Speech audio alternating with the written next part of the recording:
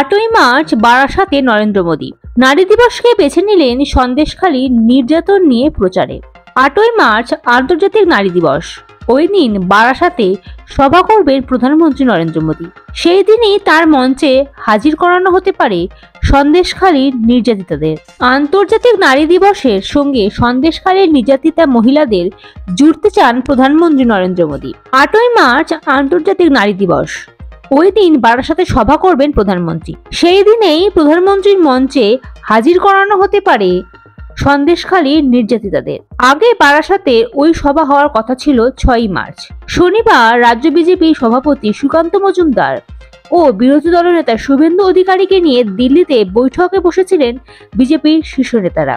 তারপরে জানা যায় 1 মার্চ আরামবাগ, 2 মার্চ কৃষ্ণনগর এবং 8ই মার্চ বারাসাতে সভা করবেন নরেন্দ্র মোদী। সেদিন মহাশিবরাত্রি, তাই বিজেপি নেতৃত্ব সভার নাম দিয়েছেন নারী শক্তি বন্দনা কর্মসূচি। প্রথমে বারাসাতে সভা করার দিন 6ই মার্চ ঠিক হলেও সন্দেশখালী পরিস্থিতির কথা মাথায় রেখেই আন্তর্জাতিক নারী দিবসের দিনে বারাসাতে প্রধানমন্ত্রী সভা করার সিদ্ধান্ত নেয় কেন্দ্রীয় বিজেপি।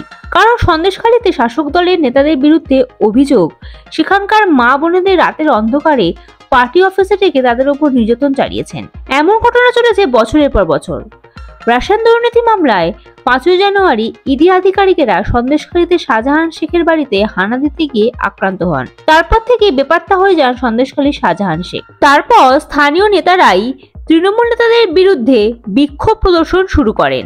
একের পর এক মহিলারা তাদের বিরুদ্ধে হওয়া নির্যাতনের অভিযোগ তুলে অভিযুক্ত করতে থাকেন তৃণমূল নেতা শিবু হাজরা, উত্তম সর্দারদের। অভিযুক্ত ওই দুই নেতা গ্রেফতার হলেও বেপাত্তা শাহজাহান শেখ। বিক্ষোভ বেড়েই চলেছে মহিলাদের। সেই ক্ষোভের আঁচ প্রধানমন্ত্রীর সভায় তুলে ধরতে চাইছে বিজেপি। এই বারাসাতের সভায় সন্দেশখালীর নির্যাতিত মহিলাদের সঙ্গে সাক্ষাৎ করতে পারেন নরেন্দ্র মোদী। সরব হতে পারেন মহিলাদের ওপর হওয়া অত্যাচারের বিরুদ্ধে। আর আন্তর্জাতিক নারী দিবসের দিন প্রধানমন্ত্রীর মুখে রাজ্যে শাসক দলের এমন সমালোচনা লোকসভা ভোটের আগে অস্বস্তিকর হতে পারে বলেই মনে করছেন রাজ্য রাজনীতির একাংশ। প্রধানমন্ত্রীর সফর প্রসঙ্গে বিরোধী দলনেতা শুভেন্দু অধিকারী বলেন, প্রধানমন্ত্রী বাংলায় 3টি কর্মসূচি নিয়েছেন।